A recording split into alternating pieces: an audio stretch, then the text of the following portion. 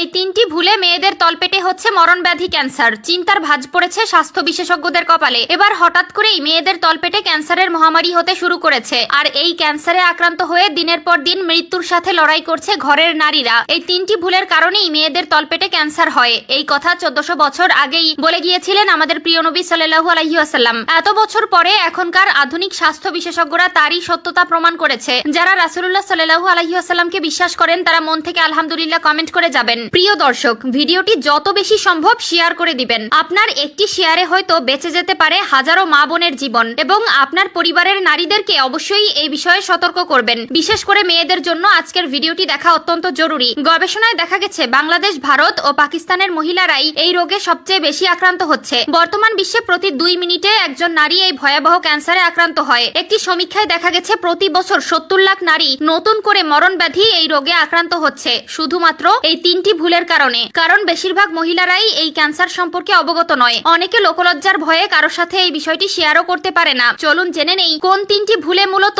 এই তলপেটে ক্যান্সার হয়ে থাকে। মেয়েরা যেখানে সন্তান ধারণ করে সেখানে ক্যান্সার হয়ে থাকে, যাকে ইংরেজিতে সার্ভিক্যাল ক্যান্সার বলা হয়। এই রোগ হলে বুঝবেন কি করে? যে মেয়ের এই রোগ হয়েছে তার ঋতুস্রাব অনিয়মিত ভাব দেখা যাবে। প্রস্রাব করার সময় তলপেটে প্রচুর পরিমাণে ব্যথা হবে। মেয়েদের শরীর থেকে স্বাভাবিক পরীক্ষায় যে উপাদান মিশ্রিত হয় তা যদি স্বাভাবিকের তুলনায় অস্বাভাবিক রূপ নেয় তাহলে বুঝতে হবে এটি তলপেটে ক্যান্সারের লক্ষণ। প্রস্রাব করার সময় রক্তপাত হওয়া এই রোগের প্রধান লক্ষণ। চলুন জেনে আসি এই রোগের সবথেকে বেশি আক্রান্ত হয় কারা। গবেষকদের মতে এই রোগে সবথেকে বেশি আক্রান্ত হয় 15 থেকে 30 বছর বয়সী নারীরা। বিশেষ করে গ্রাম এলাকার মা বোনদের মধ্যে এই রোগের ঝুঁকি অনেক বেশি হয়ে থাকে। তাছাড়া যারা একের অধিক সন্তান জন্ম দিয়েছেন তাদের ক্ষেত্রেও কিছুটা প্রভাব ফেলতে পারে। যখন মেয়েদের গর্ভে প্যাপিলোমা ভাইরাস আক্রমণ করে তখন শরীরে রোগ প্রতিরোধ ক্ষমতা ধ্বংস হয়ে যায়। বিশেষ করে ওই স্থানে থাকা এস্ট্রোজেন নামক হরমোনকে কাবু করে ফেলে এই ভয়াবহ ভাইরাস, যার ফলে এই কোষগুলো অনিয়ন্ত্রিত হয়ে পড়ে এবং ক্যান্সারের সৃষ্টি হয়। চলুন জেনে নেই এই ক্যান্সার কেন হয়। প্রথমেই যে ভুল তা হলো দীর্ঘদিন ধরে ঋতুস্রাবের সময় একই কাপড় বারবার ব্যবহার করার ফলে ওই পরিষ্কার পরিচ্ছন্নতার অভাব দেখা দিলে ওই কাপড়ে বিভিন্ন ধরনের ব্যাকটেরিয়ার উৎপত্তি ঘটে,